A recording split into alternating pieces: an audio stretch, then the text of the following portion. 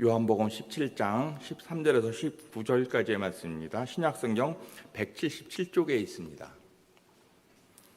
13절부터 19절까지의 말씀을 제가 한 절, 여러분들이 한 절 교독하도록 하겠습니다. 13절 제가 먼저 읽겠습니다.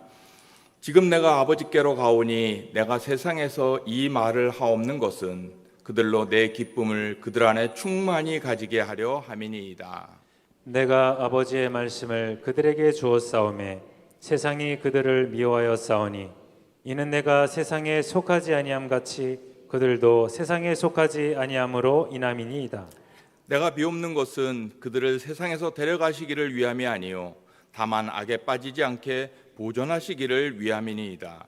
내가 세상에 속하지 아니함 같이 그들도 세상에 속하지 아니하여 싸움나이다. 그들을 진리로 거룩하게 하옵소서. 아버지의 말씀은 진리니이다. 아버지께서 나를 세상에 보내신 것 같이 나도 그들을 세상에 보내었고 함께 읽겠습니다. 또 그들을 위하여 내가 나를 거룩하게 하오니 이는 그들도 진리로 거룩함을 얻게 하려 함이니이다. 아멘. 비가 오는 가운데도 예배의 자리, 기도의 자리로 오신 동선의 모든 성도님들을 주님의 이름으로 환영하며 축복합니다. 오늘은 요한복음 17장 13절에서 19절까지의 말씀을 본문으로 해서 당신은 사명을 위해 보냄받은 선교사입니다. 당신은 사명을 위해 보냄받은 선교사입니다. 라는 제목으로 하나의 말씀 전하겠습니다. 예수님께서 세상에 계실 때에 많은 사람들로부터 비난과 멸시를 당했습니다. 누가복음 7장 34절을 보면은 예수님께서 잘 먹고 잘 마시고 그리고 또 친구들과 잘 논다고 이렇게 비난을 받으신 것 같습니다.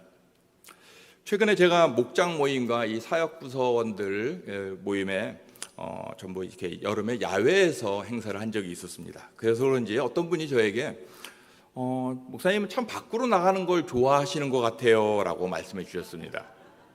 그래서 제가 예 맞습니다. 저는 밖에 나가서 사람들과 음식도 먹고 차를 마시고 그리고 또 대화하며 교제하는 것을 즐기는 편입니다 라고 대답을 했습니다.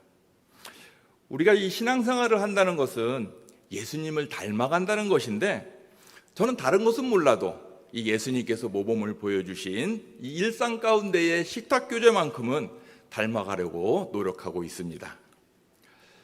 그래서 그런지 이제 제가 지난 8월 말일에 예수님이 되었습니다. 놀라시고 계시는군요. 제가 담당하고 있는 2초원, 3초원 분들은 벌써 예수님이 되었는데 전 이제야 예수님이 되었습니다.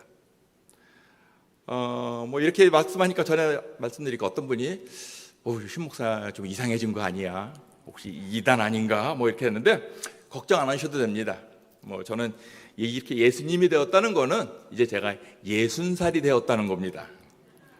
그러니까 나이로만 이 예수님이 된다는 것이 중요한 게 아니라 우리가 이 삶 속에서 정말 변질되지 않고 진정함으로 우리 예수님을 닮아가는 그러한 성화의 삶을 살아낼 수 있도록 여러분들께서 저를 위해서 많이 기도해 주시기를 부탁드립니다. 우리나라 사람들이 가장 좋아하며 또 불신자들도 가장 잘 따라 부르는 그런 찬양이 있습니다. 무엇이겠습니까? 불신자들도 뭐 잘 따라하는 국민 CCM이라고 그래요. 뭐죠? 네? 네, 당신은 사랑받기 위해 태어난 사람입니다. 네, 이건 뭐 누구나 태어날 때부터 잘 아는 것 같아요. 그러니까 사랑받기 위해 태어난 사람이라 하면 누구에게든지 사랑을 받으면 좋으니까 뭐 별다른 거부감 없이 그렇게 받아들여져서 아마 누구라도 잘 이렇게 부르고 또 이렇게 불려주고 있는 그런 찬양인 것 같습니다. 그런데 오늘 말씀의 제목처럼 당신은 사명을 위해 보냄받은 선교사입니다. 또는 뭐 당신은 사명을 위해 보냄받은 사람입니다. 그렇게 얘기를 하면은 아마도 머뭇머뭇하면서 쉽게 동의하지 못하는 그런 경향이 있을 것입니다. 그만큼 사랑받는 것보다 사랑하기가 훨씬 어렵기 때문에 그런 것이라고 생각을 합니다. 그래서 제가 지난달 수요 예배 때 이렇게 말씀을 드렸던 적이 있습니다. 혹시 지난달 제가 수요 예배 때 했던 설교 제목을 아시는 분이 없으시겠죠? 그죠? 예. 제가 그래서 한 달 전에 내 목숨을 다하여 세상을 사랑하라라는 제목으로 이 세상을 어떻게 이제 하나님께서 사랑하셨는지 이제 이야기를 했던 적이 있습니다. 그래서 지난달 설교에서 우리가 목숨을 다하여 이 세상, 즉 세상의 사람을 사랑해야 한다고 말씀을 드렸는데, 그 근거로 요한복음 3장 16절에 하나님이 세상을 이처럼 사랑하셨기 때문이라고 말씀을 드렸습니다. 그러니까 여기서 나오는 이처럼 사랑하였다는 말은 바로 죄로 인해 멸망당할 수밖에 없는 저와 여러분을 살리기 위해서 독생자 예수 그리스도를 희생양으로 삼으셨다는 것입니다. 이와 관련해서 로마서 8장 32절에서는 이렇게 이야기하고 있습니다. 우리 8장 32절 말씀을 같이 한번 읽겠습니다. 시작. 자기 아들을 아끼지 아니하시고 우리 모든 사람을 위하여 내주시니가 어찌 그 아들과 함께 모든 것을 우리에게 주시지 아니하겠느냐. 아멘. 자기 아들을 죽기까지 모든 것을 우리에게 주시는 그 사랑이 바로 하나님의 이처럼의 사랑인 것입니다. 그래서 오늘은 본문을 통해서 이 세상 속으로 사명을 위해 보냄받은 사람들은 어떤 자세를 가지고 또 어떻게 살아가는 사람들인지를 우리가 함께 살펴보면서 은혜를 나누도록 하겠습니다. 먼저 이 사명을 위해 보냄받은 사람은 보냄받았다는 그 의식으로 충만해져야 합니다. 그러니까 보냄받은 의식을 가지고 살아가야 한다는 말씀입니다. 우리가 오늘 함께 읽었던 본문인 이 요한복음 17장 말씀 전체가 다 예수님께서 제자들을 위한, 오늘날로 보면 우리들을 위한 중보 기도의 그 내용입니다. 그러니까 누군가 날 위해 기도하고 있다는 것만으로도 우리가 힘이 나는데, 그것도 하나님의 아들 예수 그리스도께서 나를 위해, 우리를 위해 기도하고 계시다는 것입니다. 그러니 얼마나 놀라운 일이겠습니까? 우리 13절 말씀을 같이 한번 읽어보겠습니다. 13절입니다. 시작. 지금 내가 아버지께로 가오니 내가 세상에서 이 말을 하옵는 것은 그들로 내 기쁨을 그들 안에 충만히 가지게 하려 함이니이다. 아멘. 지금 이 기도하시는 때가 이제 조금만 있으면은 십자가를 지시고 세상 죄를 위해서 십자가를 지셔야 되는 이 십자가 사역을 하시기 직전에 예수님과 헤어지게 됨으로 인해서 두려움에 떠는 제자들에게 이 기쁨을 주시기 위해서 하나님께 기도를 올리는 그러한 장면입니다. 그 기쁨의 내용은 무엇이겠습니까? 내가 너희를 위해서 기도하고 있다라는 것 그 자체가 바로 이 제자들에게는 큰 기쁨이 될 것입니다. 우리가 주님의 이름으로 기도를 하면은 주님께서는 다 들으신다고 우리에게 약속을 해주셨습니다. 그런데 하나님의 아들이 기도하니까 어떻겠습니까? 뭐 반드시 응답될 수밖에 없지 않겠습니까? 그러니 이것이 제자들에게, 이것이 우리들에게 얼마나 놀라운 기쁨이겠습니까? 그런데 지금 보니까 예수님께서 어디서 기도하고 계십니까? 하늘에서입니까? 땅에서입니까? 땅에서 기도하고 있으시다는 것이죠. 그러니 이 기도를 받는 제자들도 여전히 땅에 머물러 있다는 것입니다.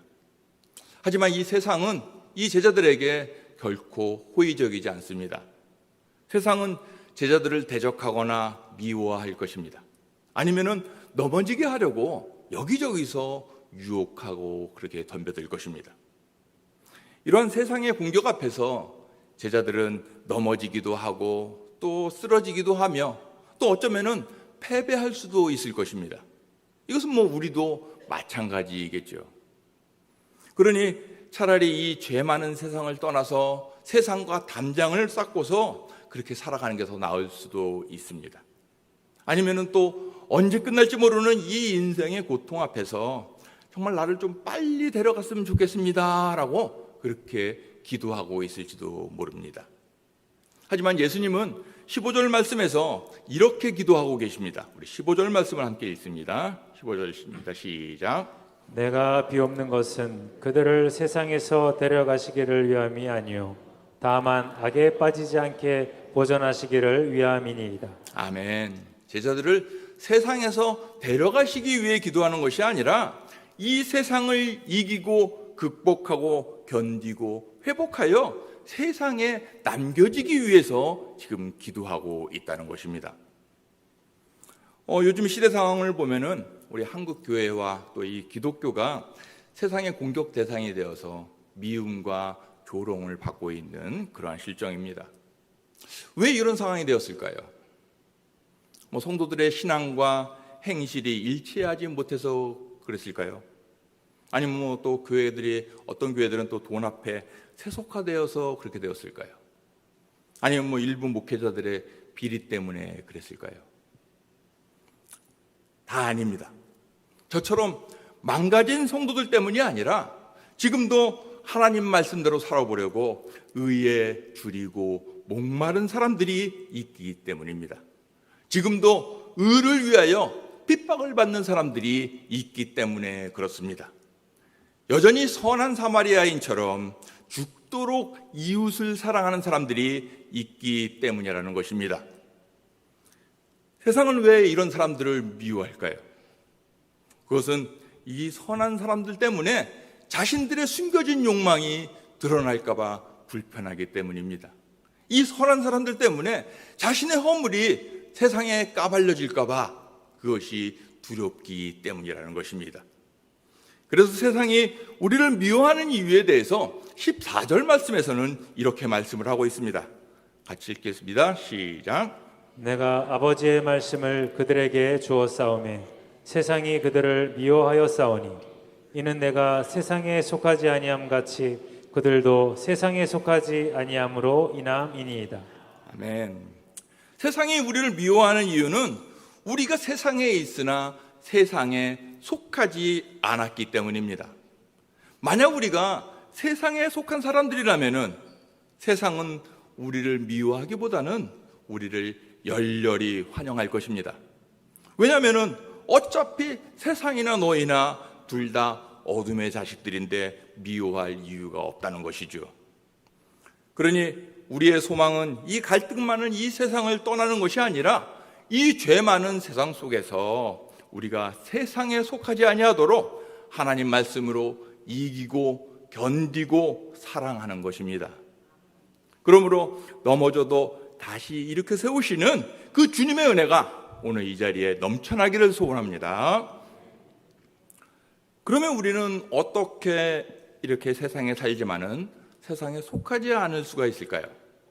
우리 18절 말씀을 같이 읽어보겠습니다. 18절입니다. 시작.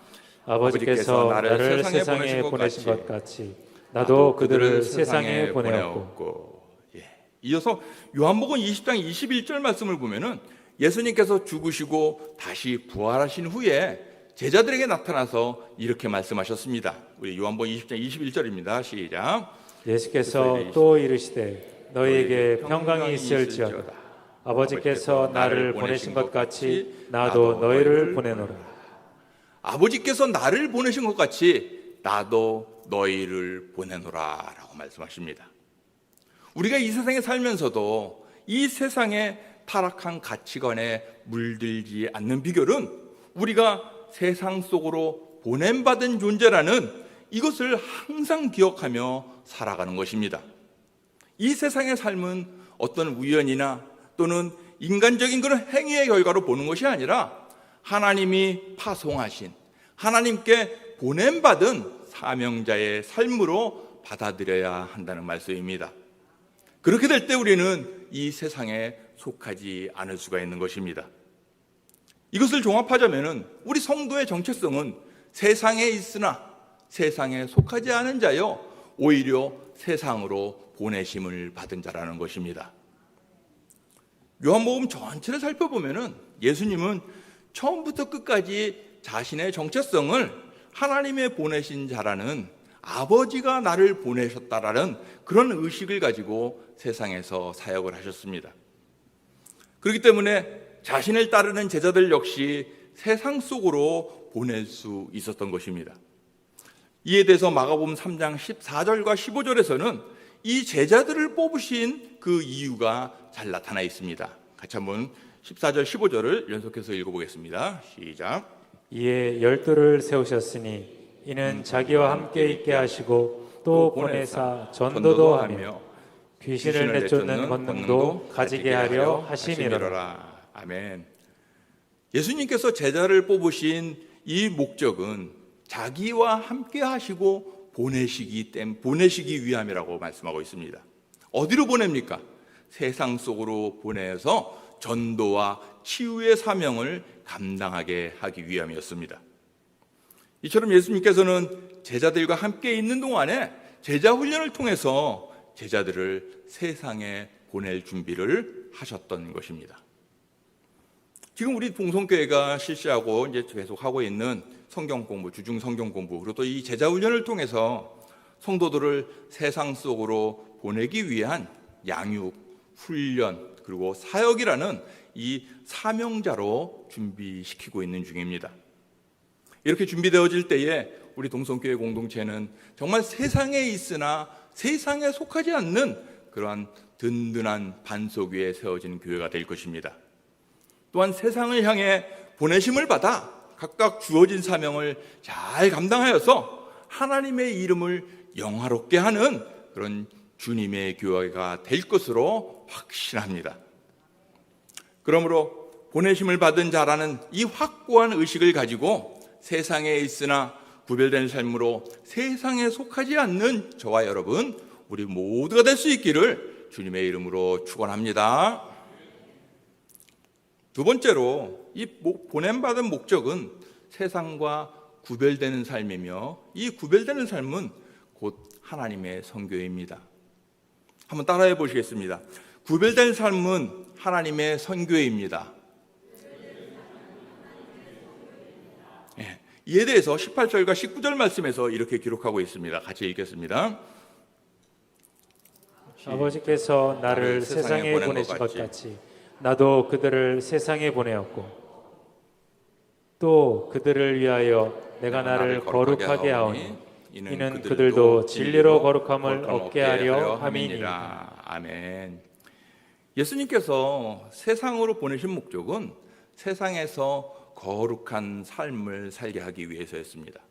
그리고 제자들이 거룩해야 하는 이유는 바로 이 사명을 감당하기 위해서였습니다. 마치 이제 우리 구약에서 보면은 하나님의 종인 제사장과 또한 선지자들이 이 사명을 감당하기 위해서 자신을 먼저 성결하게 했듯이 이 신약에서 예수님을 따르는 제자들에게도 사명을 위한 거룩함이 필요하다는 말씀입니다.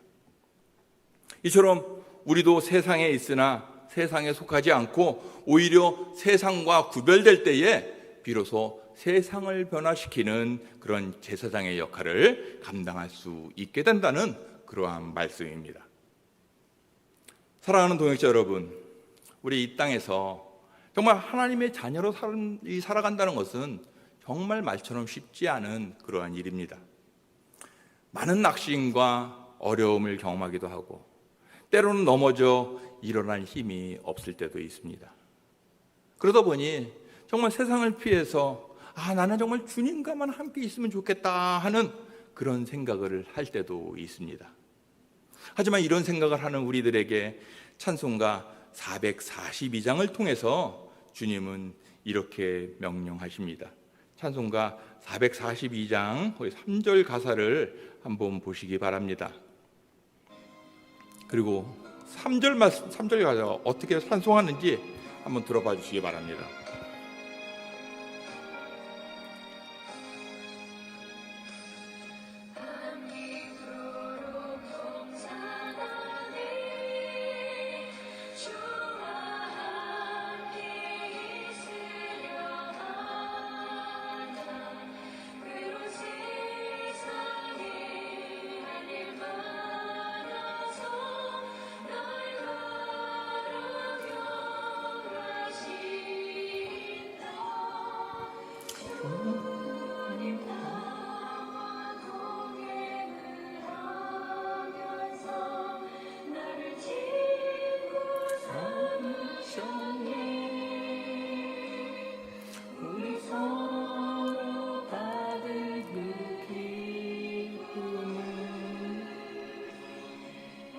사랑이 없도다. 아멘. 바로 뭐라고 말씀하십니까? 이 괴로운 세상에 무슨 할 일이 많다고 우리를 세상으로 보내신다는 것일까요? 앞에서 말씀드렸듯이 예수님은 보냄받으셨다는 의식이 충만한 가운데 세상에 계셨습니다. 그리고 자신을 따르는 이 제자들을 세상 속으로 사명을 감당하기 위해 보내셨습니다. 그 사명은 하나님의 선교이며 그러기에 제자들은 모두가 선교사로 보냄을 받았다는 것입니다. 이제 한 달 뒤면은 우리 동성교회 선교팀이 필리핀으로 단기 선교를 떠나게 됩니다. 원론적으로 선교라는 이 선교에 대한 정의를 하자면은 하나님 나라의 사명을 위해 예수님께서 그리스도인과 교회를 세상 속으로 보내신 것이라고 정의할 수가 있습니다. 따라서 모든 그리스도인은 하나도 예외 없이 세상 속으로 보내심을 받은 선교사라는 것입니다. 우리는 세상 속에서 늘 보냄받은 그 의식 가운데에 선교적 삶을 살아가는 것이 오늘 우리에게 주신 하나님의 사명입니다. 그렇기 때문에 선교의 핵심은 내가 가는 것이 아니라 하나님께 보냄받았다는 그 의식이 선행되어야 하는 것입니다. 하지만 지금까지 우리는 이 선교사라는 단어를 종교적인 영역에서만 이렇게 한정시켜 생각하는 경향이 있었습니다. 그로 인해서 이렇게 선교사님 또는 목사님들만 선교사이고 나머지는 이 선교와는 상관없는 어쩌면은 수동적이고 그런 방관적인 태도를 당연시 해왔던 것도 사실입니다. 그러다 보니까 이것보다는 약간 좀 발전된 생각으로 나온 말이 있는데 그것이 바로 보내는 선교사입니다. 그러니까 전통적 개념의 선교사들은 가는 선교사이고 또 다른 그리스도인들은 그저 보내는 선교사라는 식의 구분법을 두었던 것입니다. 하지만 우리를 선교지인 세상 속으로 보내신 분은 오직 한 분 예수 그리스도이기 때문에 보내는 선교사라는 개념은 어쩌면은 정확하지 않은 것이라고 저는 생각하고 있습니다. 그런 의미에서 우리는 그리스도인이 세상에서 각자 다르게 활동하고 종사하는 그 일상의 영역에서 보냄받은 의식을 가지고 활동한다면은 우리들도 선교사라고 부를 수 있다는 것입니다. 예를 들어서 공무원, 회사원, 또 정비공이든지 학생, 주부, 가정주부, 자영업자든지 또는 군인이든 간호사든 그리스도인으로서 모두가 세상 속으로 보냄받았다는 그 의식을 가지고 있다면은 이들 모두는 세상에 보낸 선교사라는 것입니다. 그래서 이들을 전문인 선교사라고 부르기도 하고 학원 선교사, 직장 선교사, 군 선교사, 병원 선교사, 심지어는 가정 선교사라고까지 부를 수 있다는 것입니다. 얼마 전에 유치부에 가보니 꼬마 선교사라는 그런 노래도 있었습니다. 이번 필리핀 단기 선교팀은 분명히 가는 선교사입니다. 정말 이 일주일이라는 그 짧은 기간 동안에 현지에서 많은 사역을 감당하게 될 것입니다. 그 일주일을 위해 지금도 정말 많은 것을 준비하고 있습니다. 이처럼 우리의 일상적인 삶도 이 단기 선교를 준비하는 것처럼 날마다 긴장감을 가지고 세상에서 세상에 속하지 않기 위해 보냄받은 자라는 이런 분명한 정체성을 잊지 말아야 한다는 것입니다. 그렇다면 이렇게 우리 일상의 이 선교사들의 선교적인 사명은 무엇이겠습니까?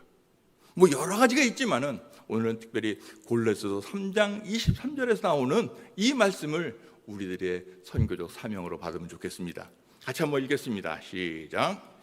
무슨 일을 하든지 마음을 다하여 주께 하듯 하고 사람에게 하듯 하지 말라. 우리의 일상의 영역에서 사람들을 기쁘게 하려고 눈가림으로 하지 말고 우리의 무슨 일을 하든지 마음을 다하여 주께 하듯 하고 사람에게 하듯 하지 말라는 이 말씀이 우리 세상 모든 영역에서 주님께 하듯 하여서 하나님 나라를 알릴 수 있는 하나님의 선교라는 것입니다. 그런 의미에서 우리는 모두는 선교사요 또한 세상 속으로 보냄받은 사명자임을 항상 마음에 새기고 주님의 사랑을 전하고 또 그 사랑을 실천하는 저와 여러분, 우리 동성교회가 될 수 있기를 주님의 이름으로 축복합니다.